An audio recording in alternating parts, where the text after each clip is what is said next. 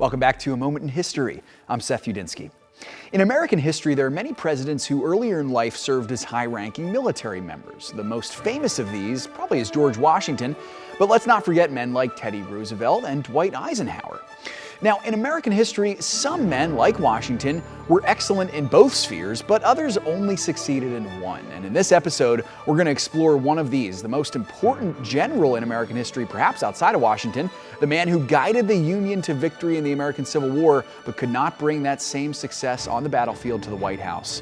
He was the Supreme Commander of the United States Army during the Civil War and the 18th President of the United States, Ulysses S. Grant. Now, Grant was an Ohioan born in 1822 and a graduate of West Point, though not with any special amount of honors. He served effectively in the Mexican-American War, but otherwise had no real notoriety when the Civil War erupted in 1861. So Grant was given command of a small and somewhat reckless volunteer Union force in Illinois in the same year, and he was an outstanding leader of these men, and as such he rose up in the ranks of the Union Army in the first few years of the war. Now, we have to understand at this time the Union Army in the Eastern Theater was struggling mightily. From 1861 to 63, Lincoln could not keep any generals, and the vastly superior Union force kept losing to the smaller Confederate forces, mostly because the generals lacked skill, smarts, and in the case of the highly decorated George B. McClellan, they lacked battlefield guts and leadership. But in the Western Theater, the Union Army dominated the Confederates, and this was largely due to Grant's leadership. He won the region near the Mississippi River with a massive victory at Vicksburg in 1863, and this set the stage for the pivotal year of 1864 when Lincoln appointed Grant as the Supreme Commander of the Union Army early that year. Grant did what no Union general before him could do or would do. He effectively enacted a plan to smother the Confederate Army using the North's supreme manpower and resources to basically snuff out any hope of a Southern victory.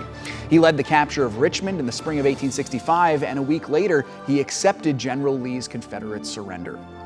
Now, he was widely regarded as a national hero, and he became widely popular in the United States. This gave him all the backing he needed to run for president in the 1868 election on the Republican ticket, which he won handily over Democratic challenger Horatio Seymour.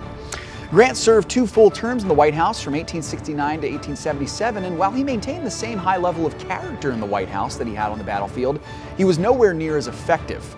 Now, many historians believe this was mainly because he became a victim of the corruption in post-war politics, where corrupt elites called the shots in his cabinet. Grant lacked the discernment to choose trustworthy men, which left him ineffective in Washington. So he spent his remaining days crafting his autobiography before dying of throat cancer in the year 1885. Thanks so much for joining me once again for A Moment in History. If you enjoyed this video, remember to like and subscribe. And if you want us to cover one of your favorite moments in history, you can tell us in the comments. Now stay tuned for some new content.